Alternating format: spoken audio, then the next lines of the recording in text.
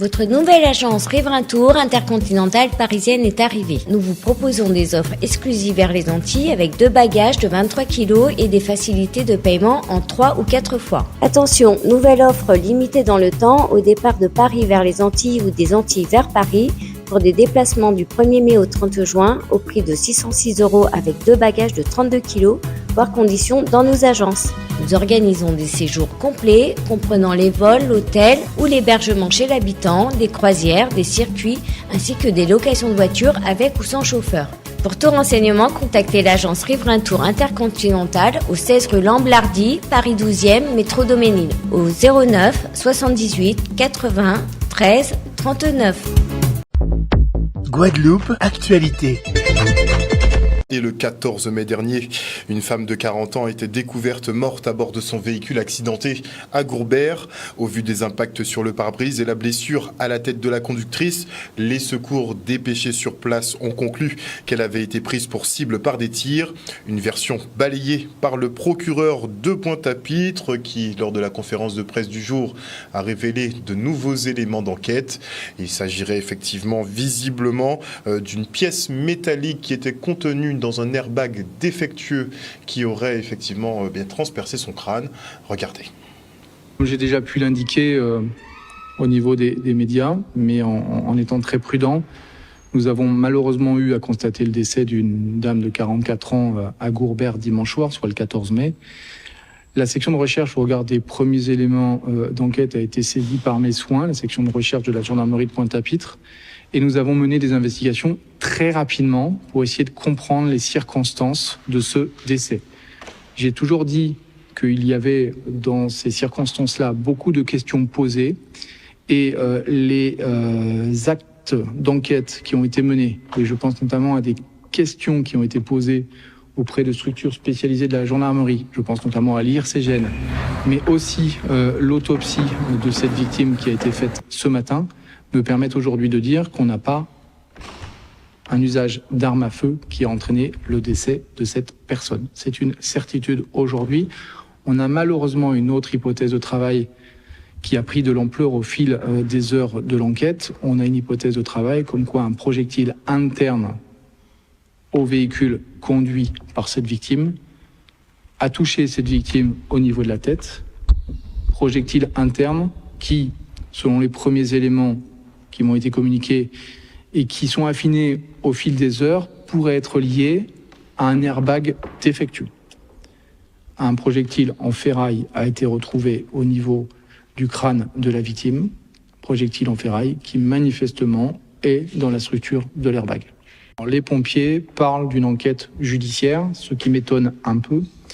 Les pompiers ont parlé effectivement très vite, probablement d'ailleurs plus vite que moi, mais les pompiers ont évoqué une hypothèse criminelle. Il y a un impact sur le pare-brise, mais cet impact, au regard des constatations et des éléments que je connais aujourd'hui dans le cadre de l'enquête en cours, me permettent de dire que cet impact ne résulte pas d'une arme à feu, d'un projectile d'arme à feu. Cet impact peut correspondre, selon quelque chose que l'IRCGN va travailler, avec probablement aussi un expert qui sera requis par mon parquet pour analyser cet événement. Cet impact peut correspondre aussi à un autre projectile de l'airbag qui aurait été de l'intérieur du véhicule vers l'extérieur et qui aurait provoqué ce trou assez impressionnant de mémoire de 3,5 cm. Ce trou impressionnant, mais encore une fois, les services qui ont été les premiers à intervenir, les pompiers que je respecte beaucoup dans leur action, n'ont pas, je le répète, à se mêler d'une action judiciaire et à communiquer des informations qui ne sont pas confirmées par le procureur que je suis ou bien par les services d'enquête. C'est gênant parce que derrière, il y a des familles. Avant de vous recevoir, j'ai reçu la famille de cette malheureuse victime, un compagnon, une fille, et c'est vrai que j'ai pu très facilement prendre conscience que les informations qu'ils ont pu lire dans la presse écrite ou orale n'ont pas été des informations qui leur ont fait du bien. Une interview d'Olivier Félix. Et on part maintenant pour la pose de la première pierre de l'extension de la prison de Baie-Mahault. L'occasion pour le ministre Dupond-Moretti de féliciter les agents pénitentiaires qui font face à de nombreuses problématiques liées à la surpopulation carcérale. Des honneurs qui s'accompagnent d'une promotion vers la catégorie supérieure pour tous les agents. Cadeau, regardez. J'ai tenu à rendre visite au personnel pénitentiaire ici à Baie-Mahault. D'abord, pour lui témoigner mon soutien. Je leur ai dit, et c'est une réalité, que je suis fier d'être leur ministre. Certains d'entre eux ont été décorés ce matin. Certains d'ailleurs pour des actes de bravoure. C'est vrai que c'est très difficile d'être agent pénitentiaire, que la promiscuité fait que les tensions et parfois les violences constituent, hélas, le quotidien du personnel pénitentiaire. C'est la raison pour laquelle j'ai d'abord souhaité les revaloriser d'un point de vue catégoriel, et c'est un hommage que la République leur devait. Les catégories C sont passées en B et les B vont passer en A. Ça, c'est sur le plan catégoriel. Reste la question évidemment de la surpopulation carcérale, et c'est la raison pour laquelle ici, vous l'avez vu, nous sommes venus lancer la construction d'une extension qui a vocation à recevoir 300 détenus, et nous aurons terminé ces travaux en 2026, et l'État s'est engagé ici à hauteur de près de 44 millions d'euros. Voilà la raison, les raisons de ma visite cet après-midi. Je suis très fier d'avoir posé ce premier parpaing, et puis on va surveiller ces travaux de près parce qu'ils sont absolument indispensables pour l'administration pénitentiaire, pour Baie-Mahault, pour l'ensemble des personnels à qui je veux une fois encore témoigner ici ma gratitude. Ils sont, mesdames et messieurs, la troisième force de sécurité de ce pays. Et il faut impérieusement que l'on améliore les conditions de détention des détenus, conditions de détention plus dignes, mais également qu'on améliore les conditions de travail des personnels pénitentiaires, l'un, bien sûr, n'allant pas sans l'autre. Et en parlant de détenus, Loïc Chelnico, connu sous le nom de Lilo, arrêté depuis 16 mois aujourd'hui dans le dossier dit des grands frères, n'avait jamais fait porter sa voix dans la presse et témoignait ainsi d'une forme de confiance en l'institution judiciaire. Son avocat, maître Hector Cerf, nous a fait parvenir effectivement un communiqué de presse qui précise que cette confiance envers l'institution judiciaire a été balayée par le rejet de la demande de mise en liberté qu'il a déposé le 28 avril dernier, en dépit du principe de présomption d'innocence et sans que les magistrats n'aient sérieusement cherché à identifier les véritables auteurs des infractions dont on l'accuse de s'être rendu complice. Il est aujourd'hui manifeste que nous assistons donc à la judiciarisation d'un mouvement populaire et in fine de la pensée politique de Lilo et de celle d'une part grandissante de la population qui à l'évidence est en souffrance. Dans ce communiqué, il précise donc qu'il n'y a nul complot, nul chef de gang et nulle tentative d'extorsion. Nous n'avons pas eu de vent de cela non plus. Et pourtant, l'écrou de Loïc Chelnico, inconnu de la justice jusqu'alors, est indéfectiblement maintenu au centre pénitentiaire d'Aix-Luynes, à des milliers de kilomètres de la Guadeloupe. Une mobilisation sera organisée demain matin à partir de 9h devant le tribunal de Fort-de-France. Et parlons maintenant des tout-petits de l'association 1, 2, 3 qui était en visite dans les locaux de Canal 10 Télévision. L'occasion pour les enfants et parents qui font l'école à la maison de découvrir les métiers de l'audiovisuel. Regardez. Bonjour. Bonjour. Bonjour. Rentrez les enfants, rentrez. Ok. C'est bon, tout le monde est là ? Oui. Je représente là plusieurs parents qui sont de l'association 1, 2, 3 Soleil, qui est une association de parents qui font l'école à domicile pour leurs enfants. On appelle ça l'instruction en famille. Et là, on se retrouve régulièrement pour faire des sorties. Aujourd'hui, on a eu le plaisir de visiter les studios de Canal 10. Merci beaucoup pour votre accueil.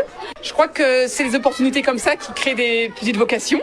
Et on a tous envie d'éveiller la curiosité de nos enfants sur les métiers de demain, leur métier peut-être un jour. Donc c'était important. Voilà. Par ici, là, c'est la réalisation. Et c'est là où on prépare, où on réalise les émissions. Alors on peut changer les différents plans qu'on a là, par ici, là. On peut les changer, on peut les éloigner, on peut les rapprocher avec la petite table. la petite table qu'on a par ici. On suit les programmes de l'éducation nationale, on est contrôlé, chaque famille est contrôlée tous les ans pour vérifier que les enfants suivent les acquis. Mais après, chaque famille a un peu son profil, il y a un peu autant de raisons de faire l'école à la maison que d'enfants. Ça peut être beaucoup d'explications, de raisons tenant à l'école, tenant à l'enfant, tenant à la famille, au mode de vie. Donc l'essentiel, c'est que chaque enfant puisse avancer sur les compétences qui sont demandées après plus tard, pour qu'il ne soit pas en retard le jour où il retrouve le cursus normal. Voilà. Donc on s'organise, vraiment chaque famille fait comme elle veut. En fonction de son profil et de ses possibilités aussi, en termes d'horaire, de quantité, voilà. Mais en tout cas, on suit les programmes, on est obligé. Voilà. Ça va bientôt faire 3 ans que je fais l'école en famille. Voilà. Et alors, comment ça se passe l'école à la maison? Ça se passe très bien, très bien. Bon là, en ce moment, je suis dans les révisions pour le brevet, puisque je suis en 3e, et ça se passe bien. Alors personnellement, je suis avec les cours PI. C'est ma première année avec eux et ça se passe plutôt bien. Je trouve que le programme est très bien expliqué, assez simplifié et c'est très bien. Je suis arrivé à un stade où j'arrive à travailler en autonomie parce que ça fait maintenant 3 ans. Donc j'ai commencé à être habitué à travailler tout seul. Mais auparavant, je travaillais avec ma mère. Et généralement même, lorsque j'ai du mal à comprendre quelque chose, je vais vers ma mère pour lui demander de m'expliquer de façon simple. Et la visite d'aujourd'hui, ça t'a plu? Ouais, ça m'a beaucoup plu et puis ça m'a appris pas mal de choses. En plus, je voulais me diriger vers l'audiovisuel. Donc le simple fait de faire ça, ça m'a fait extrêmement plaisir. Vraiment. Et les producteurs de fruits et légumes, notamment au sein de Liguaflore, lancent le label Mossotella.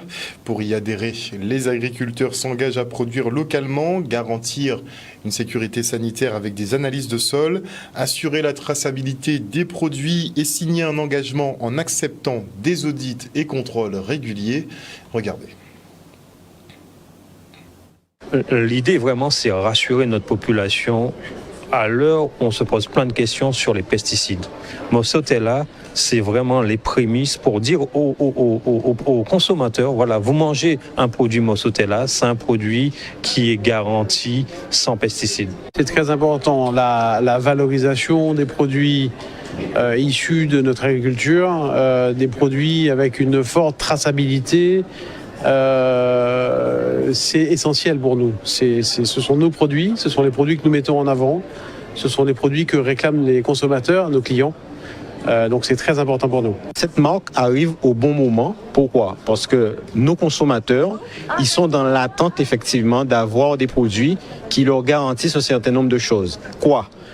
Bien entendu, les problèmes sanitaires, les problèmes de traçabilité, de sécurité alimentaire. Et donc, nous voulons aujourd'hui permettre à nos consommateurs de pouvoir faire leur achat de fruits et légumes en toute quiétude et avec un risque zéro. Et donc, l'idée de cette marque, c'est bien effectivement d'avoir le plus grand nombre d'agriculteurs qui soient autour de cette marque pour porter cette marque avec effectivement un cahier des charges qui permettent de rassurer nos consommateurs sur beaucoup de points, particulièrement celui des produits phytosanitaires et en particulier la chlordécone, mais aussi, pas que ça, d'être aussi un gage de qualité en matière de traçabilité et aussi de différenciation de notre production sur notre territoire. L'idée, c'est de valoriser la production locale, de valoriser la production qui est suivie, qui est tracée, qui est de qualité. On a des produits de grande qualité.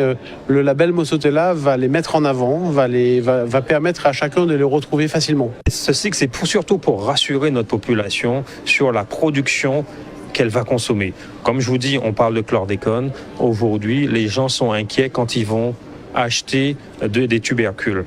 Nous, on garantit aujourd'hui le fait d'acheter un tubercule, l'analyse de sol est faite, la déclaration de surface, on peut assurer que le consommateur, que cette production ait lieu sur un terrain sain.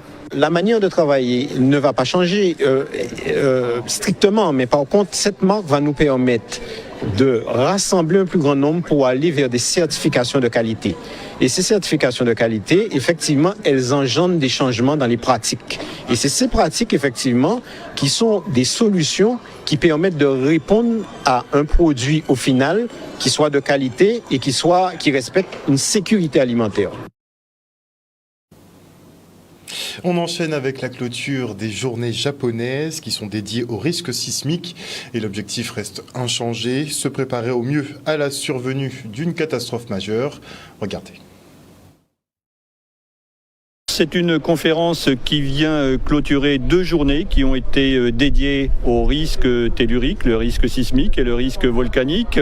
L'objectif de cette conférence, c'est d'y inviter des personnes qui veulent en savoir plus sur le risque sismique et connaître les bons réflexes. Avec notre association, l'objectif est de mettre en place un maillage citoyen d'opérateurs drones sur l'ensemble de la Guadeloupe et de la Caraïbe, afin de pouvoir apporter un point de vue circonstancié dans un très court laps de temps après un événement majeur. Donc dans le cadre du séisme, si effectivement il y a des risques associés à...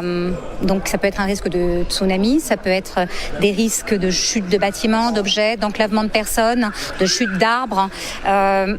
Les télépilotes peuvent être mobilisés par le CODIS de manière à apporter un point de vue extrêmement rapide, aérien, sur l'ensemble du territoire, des actions qui pourraient être nécessaires à mener. Journée japonaise en référence à ce qui s'était passé au Japon il y a quelques années, qui a été riche d'enseignements. Et nous, ici, étant sur une terre où nous sommes sur des failles, donc avec un risque sismique élevé, nous avons souhaité conserver ce nom, mais bien sûr en l'adaptant au territoire et en faisant en sorte que chacun puisse connaître les bons réflexes. On a parlé très récemment du guide de construction parasismique pour les maisons individuelles, le CPMI.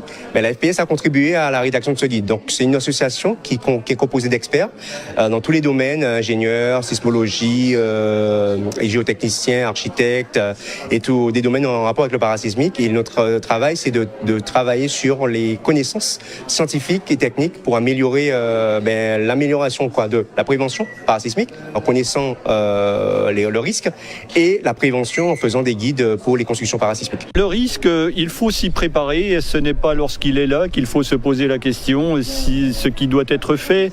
Donc nous sommes passés hier dans des écoles. Nous avons eu également des interventions dans des communes qui sont jumelées en cas de risque sismique. L'objectif, c'est de rappeler des choses élémentaires, faciles, qui seront d'usage le moment venu. Le plus tard sera bien sûr le mieux, mais je crois qu'il est important que toute la population soit sensibilisée à ce risque, qui est un risque important en Guadeloupe, je le rappelle.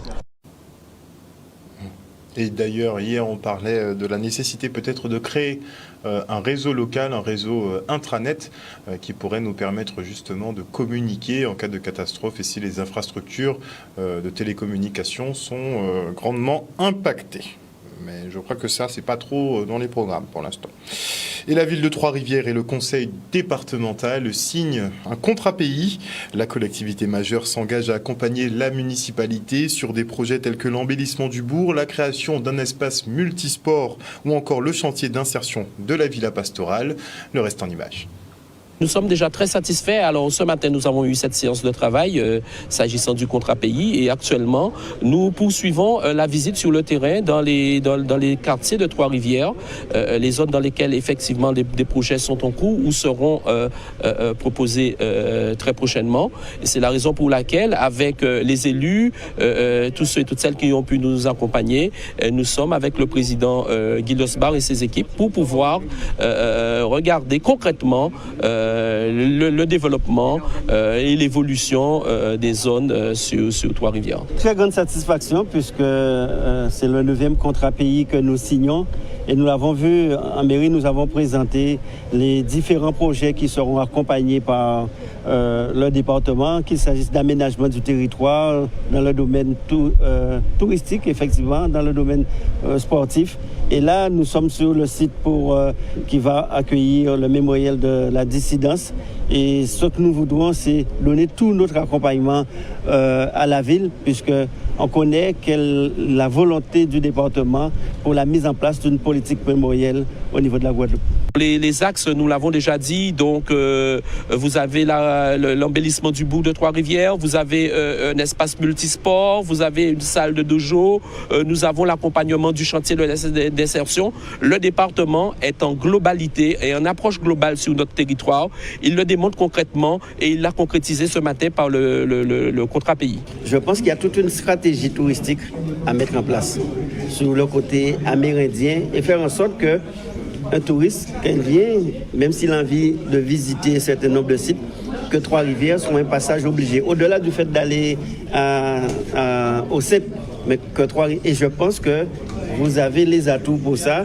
Et c'est la coordination, il y a toute une stratégie à mettre en place et faire en sorte que, comme les gosiers, des que Trois-Rivières devienne un haut lieu touristique. Et afin de mieux choisir leur activité sportive, les petits bourgeois ont participé au Timatin Timoun Tibou. Regardez. C'est un concept pour permettre aux enfants de moins de 2 ans et demi, 3 ans à 6 ans à découvrir les activités sportives qui sont offertes sur le territoire de Petit-Bourg. Pas que sportives, puisqu'il y a le chant, il y a aussi l'anglais, il y a d'autres activités qui sont dévolues pour ces petits. C'est pour faire connaître, pour sensibiliser les enfants lorsqu'ils veulent faire une activité, lorsqu'ils seront en âge de rentrer dans une activité, qu'ils ont déjà un petit peu touché à tout ce qu'il y avait, puisqu'ils avaient la possibilité de tourner chaque semaine, chaque week-end, ils avaient la possibilité de prendre une activité. Et pour les inscriptions, lorsqu'ils seront en âge, ils sauront qu'est-ce qu'ils voudront faire plus tard. Nous sommes sur le territoire de Petit-Bourg, donc il est normal pour nous et important d'accompagner la ville lorsque nous sommes sollicités sur ce type de manifestation. En plus, nous accueillons les enfants à partir de l'âge de 3 ans, donc ce qui nous permet tout de suite de rentrer dans une stratégie, rentrer dans la collaboration dès 3 ans. Donc à partir de ça, oui, il est tout à fait normal d'œuvrer au complexe Gaël mon fils, puisque nous sommes là-bas et à la disposition de la ville, quoi. Alors nous avons eu du tennis, du vélo, du VTT, de la gymnastique, j'ai oublié, il y a eu de l'anglais. Nous sommes quand même à la 7e édition de cette manifestation et chaque fois que nous avons demandé aux associations sportives, aux clubs sportifs de venir pour participer à cette manifestation, ils ont répondu massivement oui. Donc la ville a tenu à les remercier au-delà de ça, puisque c'est quand même du temps. Ça leur permet aussi d'avoir aussi un peu plus d'adhérents aussi. C'est une façon de se faire connaître pour ceux qui débutent et ceux qui sont déjà là, d'avoir d'autres adhérents. Donc on a tenu à les remercier d'avoir participé à cette manifestation pour les enfants de Petit-Bourg. C'est pour qu'elle découvre plusieurs activités qu'elle ne fait pas forcément au quotidien, donc une espèce d'initiation. Moi j'étais venue pour la lecture animée, le Broca, et du coup ce matin c'était que lecture animée et autre chose, et donc c'était très bien. On a pu faire des séances plus courtes, mais elle a pu toucher à 4 activités d'une, et du coup le judo auquel j'aurais jamais pensé, elle pense qu'elle va sûrement faire l'année prochaine, donc c'était pas mal, c'était vraiment pas mal le format. Outremernews.fr, le site de l'actualité Outre-mer, 24 heures sur 24 et 7 jours sur 7. Retrouvez la chaîne Outremer News sur YouTube.